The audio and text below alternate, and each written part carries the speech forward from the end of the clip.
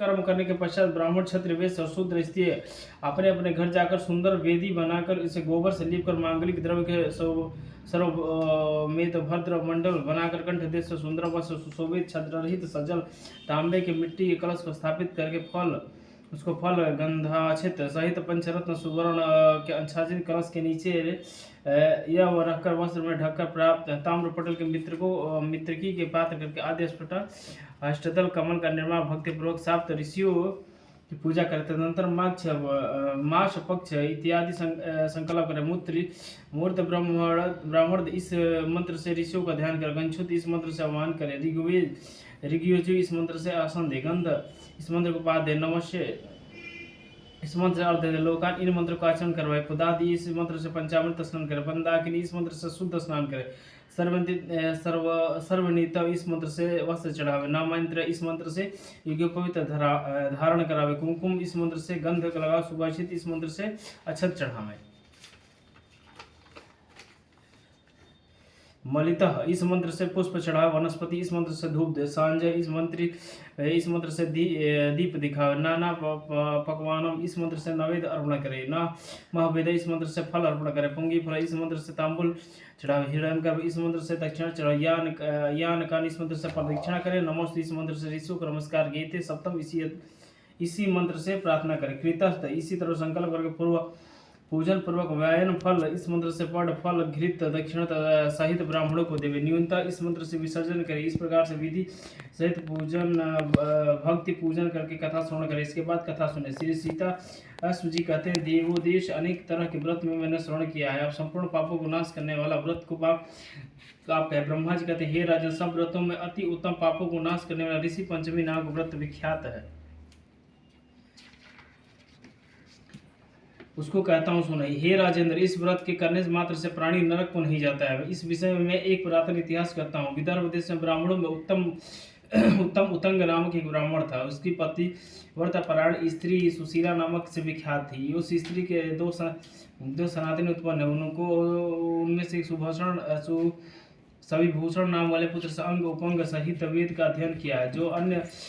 जो कन्या थी उसके अपने सदृश श्रेष्ठ कुल में विप्रों ने विवाह किया। देवयुग से कन्या वैदियों से प्राप्त हुई। वह पिता के गृह के में सती धर्म का पालन करके निवास किए थे। उससे दुखी हो पुत्र सुभूषण को घर को मालिक बनाकर स्त्री को और पुत्री को के साथ द्विजतम गंगा के तट पर जाकर निवास करने लगा। और वह द्विजतम छात्रों को वेद पढ़ाने लगा। और विधवा पुत्री पिता की सेवा करने लगी। एक समय पिता की सेवा करते करते वह थक गई। रात्रि के समय शयन करने पर उसके शरीर में कृमियों का ढेर हो गया। पत्थर पर उसके वस्त्र रहित देखकर शिष्य लोग उसकी माता के समीप गए। जाकर करुणाविंद से कहने लगे, हम नहीं जानते कि साध्वी की दशा कैसे होगी। हे माता, संपूर्ण इसकी देह में कीड़ों से व्याप्त है। वज्रपात से सदृश शिष्य के वाक्य के सुने वह विकुल हो तुरंत अपनी सूता के समीप गई और उसकी कीड़ा से दुखी हो रुदन करने लगे। वह छाती पीटते मूर्छित हो गिर गई। जब चैतन्य हुई तब पुत्री उठकर मार्जन कर बहुओं को पकड़ कर उससे अपने पिता के समीप ले गए। स्वाभिमान किस पाप या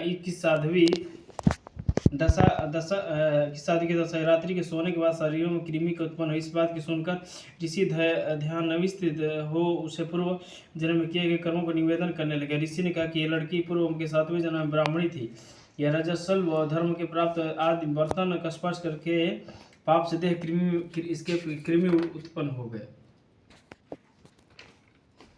रजस्वल और पाप से युक्त स्त्री प्रथम दिन चंडाली, द्वितीय दिन ब्रह्म हत्या करने वाले, तृतीय दिन धोबिन कहलाती है और चतुर्थ दिन शुद्ध हो जाती है। उस समय अपने सहेलिया का संग व्रत को देखकर श्रद्धा नहीं करती थे। व्रत के दर्शन मात्र से प्रभाव निर्बल ब्राह्मण वंश में यह उत्पन्न हुई। किंतु व्रत के अपमान के कारण इसके शरीर में कीड़ों से भर गया। तुमसे मैंने इसके दुष्कर्म के कारण कहा। सुशीला कहने लगी, जिस व्रत के दर्शन मात्र से निर्बल ब्राह्मण वंश आप ऐसे ब्रह्मा तेजस्वी यहाँ जन्म लिए, जिस व्रत के अपमान करने से शयन करते हुए शरीर में कीड़े उत्पन्न हो गए। हे नाथ, यह आश्चर्य है कि इसीलिए उस व्रत को हो चाहिए। ऋषि बोला कि हे सुशीला, व्रतों को उत्तम व्रत को तुम सुनो, जिससे करने मात्र से ही पापों से मुक्त हो जाती है। आध्यात्मिक अधिदेविक तथा अधिभौतिक दुख से दूर होकर स्त्री सौभाग्यशालीन होती है। यह और कल्याण की वृद्धि आदि सब प्रकार की संपत्तियां प्राप्त होती है। जिस दिन भाद्रपद मास के शुक्ल पक्षी पंचमी हो, उसी दिन आदि में स्नान करके नियमान से नित्यक्रम करके अग्निहोत्रीशाला में जाकर ऋषियों को सर्वाधिक भक्तिपूर्वक पंचामृत से स्नान करके चंदन अगर अगर अगर कपूर इत्यादि सुगंधित द्रव्यों को लेपन करे, नाना प्रकार के पुष्प गंध दीपक आदि पूजन करे, युगपद सत्र सहित सुंदर वस्त्र अर्पण करके नवेद अच्छे अच्छे फल चढ़ाए, अर्ध दे कश्यप यात्री भरद्वाज विश्वामित्र गौतम जमदग्नि और वशिष्ठ सप्त ऋषि कहते हैं। मेरी इस अर्ध को ग्रहण कर इसे पर सदा प्रसन्न हो। हे सुशीले, इस आख्यान को श्रवण करके शाकाहार के ऋषियों के ध्यान से तत्पर ब्रह्मचर्य रहे। इस प्रकार रीति व्रत के आचरण करें, सब तीर्थों में फल प्राप्त होता है, संपूर्ण धनादि पुण्य प्राप्त होता है। इस व्रत के मात्र से प्राप्त हो जाता है। व्रत को करने वाली स्त्री सुखी रूप से लावण्य और पुत्र पुत्रादि से युक्त होती है। इस लोक में तथा परलोक में अच्छे गति को प्राप्त होती है। इस व्रत के प्रभाव से पूर्व जन्म की जाति का ज्ञान भी हो जाता है। युधिष्ठिर कहने लगे, हे देवादि ऋषि, पंचमी नाग व्रत को मैं कहूँगा और इसे करने से मात्र से पाप दूर हो जाएंगे। युधिष्ठिर ने कहा कि वह पंचमी कैसे, वह ऋषि संज्ञा कैसे प्राप्त हुई? युद्ध कोलाधु में इसी तरह स्त्रियों का पाप नाश किया करते हैं। वह कहिए, हे केशव, अनेक प्रकार के पाप है। यह ऋषि पंचमी व्रत करके स्त्रियां किस प्रकार से मुक्त हो जाती? श्री कृष्ण बोले, रजस्वल होने पर जो स्त्री कार्य में संलग्न ज्ञान अवस्था में बर्तन का स्पर्श कर लेती है, वह महान पाप को प्राप्त हो जाती है, नरक में जाती है। सुनिए, जिस कारण रजस्वल में गृह का निषेध ब्राह्मण क्षत्रिय वैश्य और शूद्र के रजस्वल स्त्री घर से दूर रखे। पूर्व समय में वृत्रासुर को मारने के से इंद्र ब्रह्महत्या को प्राप्त हुए। हे धर्मराज, उसी हत्या को दुखी देकर इंद्र अपनी शुद्धि के लिए ब्रह्मा के समीप गए। हे राजन, देवताओं के साथ ब्रह्मा जी की क्षण ध्यान कर प्रसन्न मन में इंद्र की शुद्धि कर दी। हे युधिष्ठिर, उस समय ब्राह्मण की ब्रह्महत्या के चार विभाग कर 4 स्थानों को उसे परीक्षण किया। प्रथम भाग अग्नि के प्रथम ज्वाला में, द्वितीय भाग नदी के प्रथम जल में, तृतीय भाग पर्वत में और चतुर्थ भाग स्त्रियों के रज में गिरा दिया। हे पार्थ, ब्रह्मा की आज्ञा में चतुर्वर्ण को उचित है यह कि राजस्वल स्त्री को सदा दूर रखे। प्रथम दिन रसोलक स्त्री चंडाली, द्वितीय दिन ब्रह्मघातिनी, तृतीय दिन धोबिन, चतुर्थ